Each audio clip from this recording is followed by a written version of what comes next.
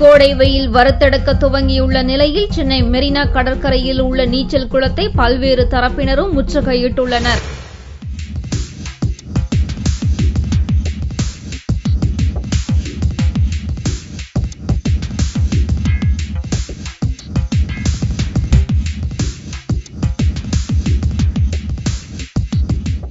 April முதல் வாரத்திலேயே சென்னையில் கோடை வெயிலின் தாக்கம் அதிகரிக்க தொடங்கியுள்ளது. கடந்த சில நாட்களாக அதிகபட்சமாக 103 டிகிரி வரை வெயில் கொளுத்த ஆரம்பித்துவிட்டது. வெயிலிலிருந்து தப்பிக்க பலரும் பல்வேறு யுக்திகளை கையாண்டு வருகின்றனர். தலைக்கு மேல் குடை மட்டுமல்ல, துப்பட்டாவும் வலம் வருகிறது.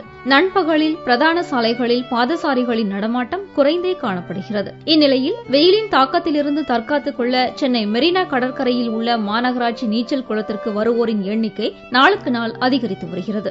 சம்மருக்காக விடுமுறை என்ஜாய் பண்ணுறதுக்காக இங்கே பீச்சுக்கு வந்தோம். பீச்சில் ஸ்விம்மிங் பூல் இருக்கிறது தெரிஞ்சது.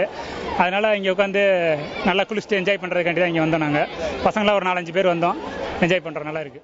சிறுவர் முதல் பெரியவர் வரை பலரும் நீச்சல் குளத்தில் குளிக்க நீண்ட வரிசையில் காத்திருக்கின்றனர். 1 மணி நேரத்திற்கு 15 ரூபாய் மட்டும்தான் கட்டணம் என்பதால் காத்திருந்து டிக்கெட் வாங்குவோர் உற்சாக குளியல் போடுகின்றனர். வெயிலோட தாக்கம் அதிகமாக போயிட்டு இருக்கு. அதனால இப்போ எல்லாரும் மெரினா பீச்சில் ஸ்விம்மிங் பூல்ல குளிச்சிட்டு இருக்கோம்.